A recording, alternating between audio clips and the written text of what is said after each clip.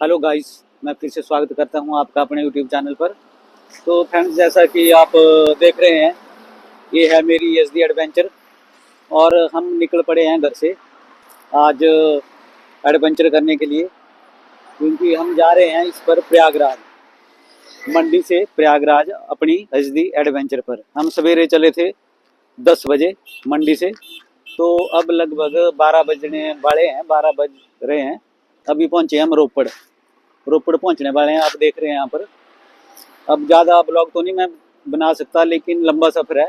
लेकिन बीच बीच में जहाँ भी रुकेंगे तो मैं आपको बताता रहूँगा स्टेशन। तो ये देखिए, ये एसडी एडवेंचर, ये सामने रोड है। तो आगे जहाँ भी रुकेंगे वहाँ फिर आपसे बात करेंगे। गाइस, तो हम आ गए। अब हिमाचल भी हमने क्रॉस कर लिया, पंजाब भी कर लिया, चंडीगढ़ भी क्रॉस कर लिया और अब हरियाणा में हैं। अब पहुँच गए हैं हम कुरुक्षेत्र में। ये कुरुक्षेत्र जगह है। यहाँ अभी टाइम मेरा ख्याल 2:45 हो गए हैं। सवेरे 10 बजे चले थे हम। तो बीच में रुके भी हैं एक जगह, थोड़ा सा चंडीगढ़ में रास्ता भी भूले थे। तो अब देखते हैं आगे कहाँ तक जा पाते हैं आज। ये हमारी एसडी एडवेंचर है जिस पर हम ये ट्रिप कर रहे हैं प्रयागराज का, कुंभ मेले का। तो ठीक है फ्रेंड, मिलते हैं आगे जैसे, क्योंकि यहाँ ट्रैफिक भी बहुत है, हवा भी बस चल रही है, तो ज़्यादा बात तो कर नहीं सकते हैं। ये कुरुक्षेत्र है फ्रेंड्स। तो अब हम पहुंच गए हैं करनाल से आगे शामली नाम की जगह पर। तो जब करनाल पहुंचे थे, वैसे तो दिल्ली के लिए है और रोड सीधा, लेकिन हम सीधे आगे ना जाकर लेफ्ट साइड को टर्न लिया था और ये हम मेरठ होते हुए, अलीगढ़ होते हुए जाएंगे, कानपुर होते हुए। तो वहाँ से भी अब हम काफ़ी दूर आ चुके हैं। जैसे कि हम सवेरे चले थे 10 बजे, तो मंडी से फिर कीरतपुर, रूपनगर, कुराली, अम्बाड़ा, कुरुक्षेत्र, करनाल, अब शामली पहुंचे हैं। अब इसके बाद बडाना आएगा, फिर मेरठ आएगा, हापुड़ आएगा, बुलंदशहर आएगा, फिर अलीगढ़ आएगा। तो आज का जो प्लान है वो अलीगढ़ तक जाने का है। अब देखते हैं कहाँ तक जा पाते हैं, क्योंकि टाइम कम है, इसलिए ज़्यादा राइड करनी पड़ रही है एक दिन में। वैसे तो कम ही करनी चाहते थे हम, लेकिन हम दोनों ही हैं बिल्कुल पूरी तरह पैक होकर अपने एसडी एडवेंचर पर। देखते हैं अब आगे कहाँ जैसे रुकते हैं, फिर वहाँ फिर आपको ब्लॉग बना के दिखाएंगे वो जगह। तो ठीक है फ्रेंड्स, मिलते हैं अगले स्टेशन पर। तब तक देखिए, ये एनएच है, यहाँ हम ढाबे में रुके थे। इस पर हमने कुछ थोड़ा सा रिफ्रेशमेंट ली है। अब देखते हैं आगे, चाय वगैरह पियेंगे, फिर कहाँ तक चल पाते हैं।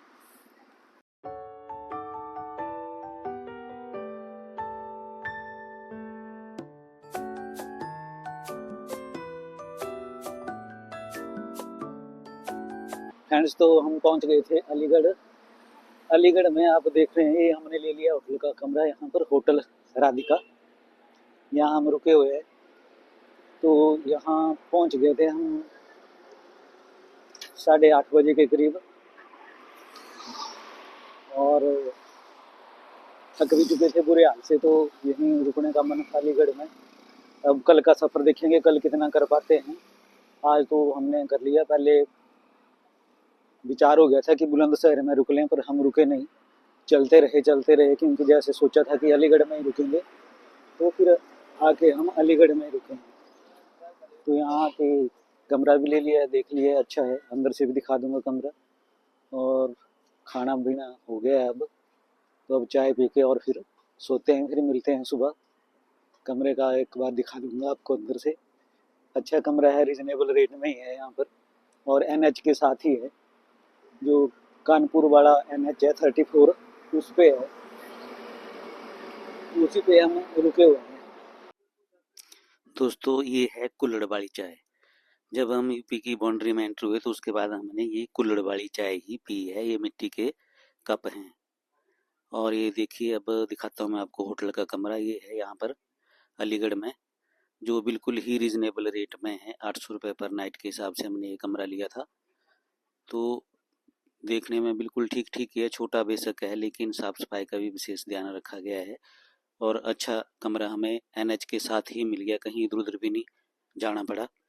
साथ में ही कमरा है, एसी वाला रूम है। चाहे एसी लगाओ, चाहे ब्लोर लगाओ, जैसा आप चाहें, मौसम के हिसाब से आप यूज़ कर सकते हैं। तो ये था होटल का कमरा। फ्रेंड्स, तो सुबह चल पड़े थे हम अलीगढ़ से 8:30 बजे, और अब लगभग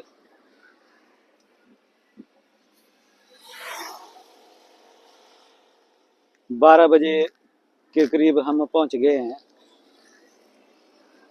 12 तो नहीं बजे, अभी 11:30 हुए।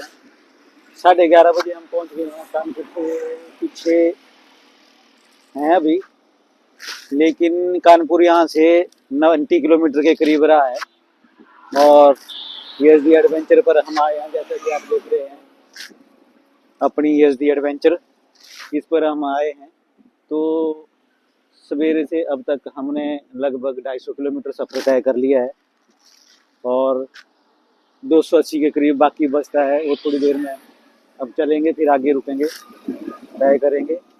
तो ये जैसा कि आप देख रहे हैं, यहाँ बोर्ड भी लगा हुआ, अभी कनौज के पास हैं हम, और यहाँ से आप देखेंगे तो ये हाईवे भी है, एक आगरा लखनऊ एक्सप्रेस वे भी है इधर से आगे से। लेकिन हम कानपुर ही जाएंगे सीधे, क्योंकि कानपुर से भी प्रयागराज 200 किलोमीटर है। तो अभी 11:30 बजे का टाइम लगभग हो चुका है, और हमने शाम को ही आज प्रयागराज पहुंचना है। तो देखते हैं कितने बजे पहुंचते हैं। वैसे जो गूगल मैप है वो टाइम बता रहा है 5:30 बजे का, 5:30-6 बजे का टाइम बता रहा है। तो देखते हैं कब तक पहुंच पाते हैं, क्योंकि काफ़ी स्टेशन हमने अभी कर लिए हैं। ये जो NH है, ये है NH 34। इस पे बहुत ही बढ़िया NH है, ये काफ़ी स्पीड से बाइक चला पाया हूँ इसमें। और अलीगढ़ से हम चले थे सवेरे, तो हमने एटा, कनौज, अभी पहुँचे हैं हम। अब कानपुर पहुँचेंगे, उसके बाद हाथीपुर, फिर मालवा, फिर फतेहपुर, फिर उसके बाद प्रयागराज।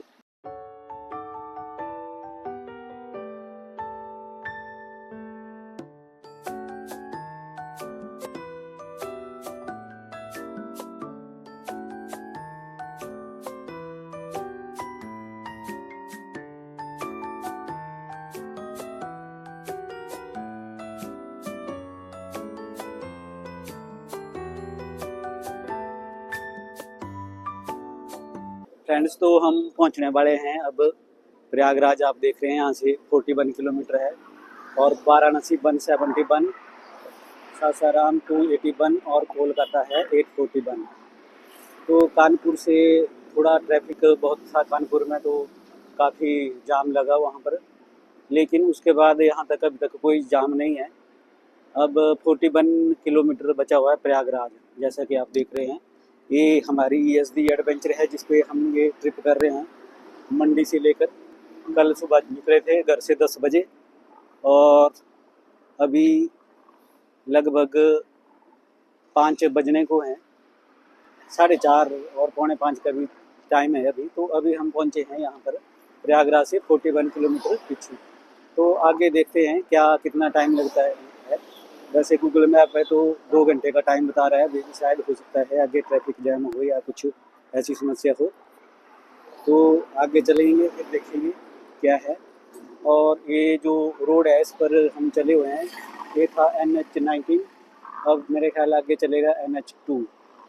तो देखते हैं कैसा होगा आगे। ये तो रोड बहुत ही बढ़िया था, तो भी इंजॉय करा हमने इसमें, और बाइक भी ठीक ठाक से भगाई हमने, बिल्कुल अच्छी स्पीड दे रखी थी, तब इतनी जल्दी हमने ये कवर कर पाए 1100 किलोमीटर का सफ़र।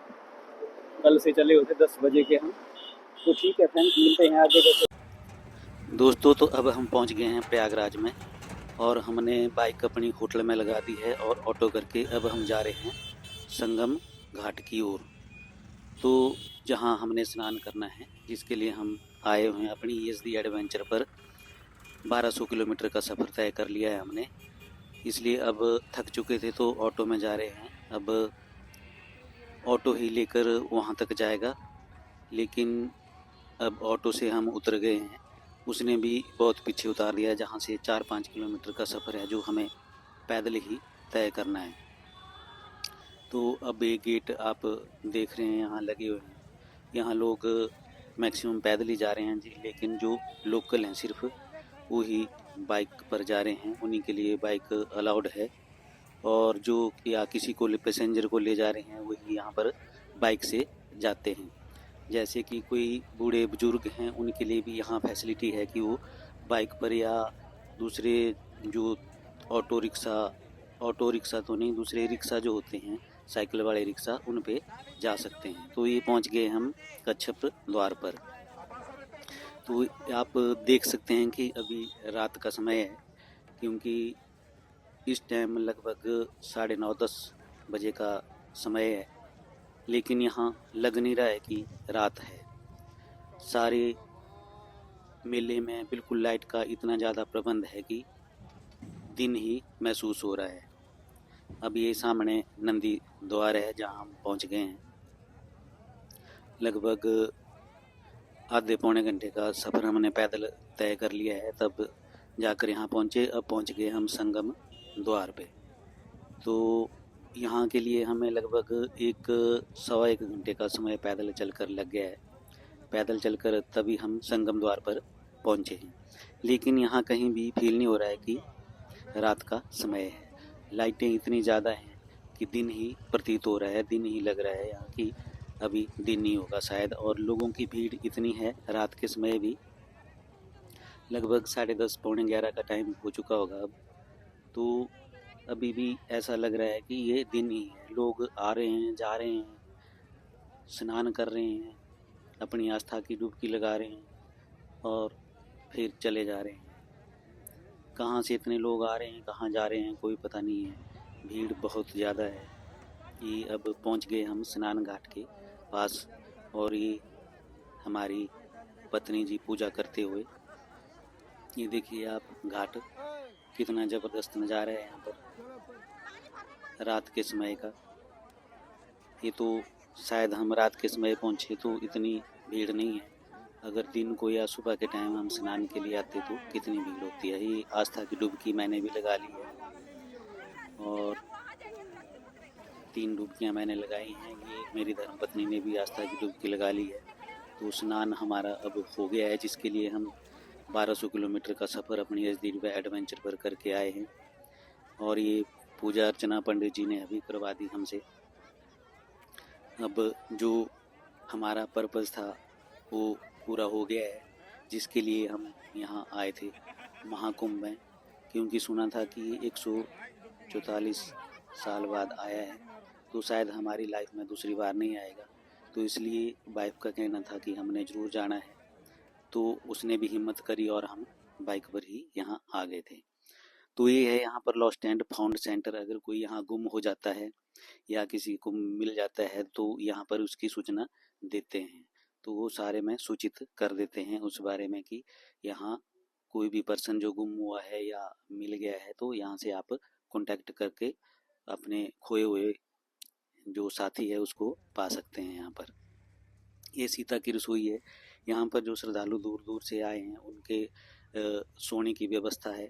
बिल्कुल वो यहाँ पर सोए हुए हैं। रात के समय आप देख रहे हैं, क्योंकि रात को जा नहीं सकते, ट्रेन से आए होंगे तो ट्रेन से ही जाएंगे। तो ये थी व्यवस्था यहाँ पर। तो दोस्तों अब हम आ गए हैं कुंभ से स्नान करके प्रयागराज में, जहाँ हमारा होटल भी है, वहाँ पर अब हम आ गए हैं।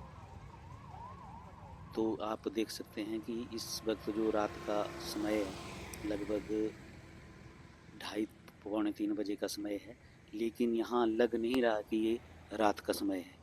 ये देखिए लोगों की भीड़ आ रही है, जा रही है। जैसे ट्रेनों का टाइम होता है वैसे लोग चले हुए हैं फटाफट अपनी आस्था की डुबकी लगाने के लिए संगम घाट की ओर। भीड़ लग ही नहीं रहा किसी भी तरह से कि रात का समय है।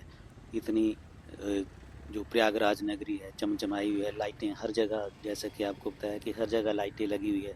रात के तो एहसास ही नहीं हो रहा कि रात है। आप देख सकते हैं खुद 3 बजे का टाइम है, तो अभी भी ऐसा कहीं नहीं लग रहा है कि रात है। दोस्तों तो आप भी अगर आना चाहें तो आ सकते हैं, गूगल मैप के ज़रिए भी आ सकते हैं।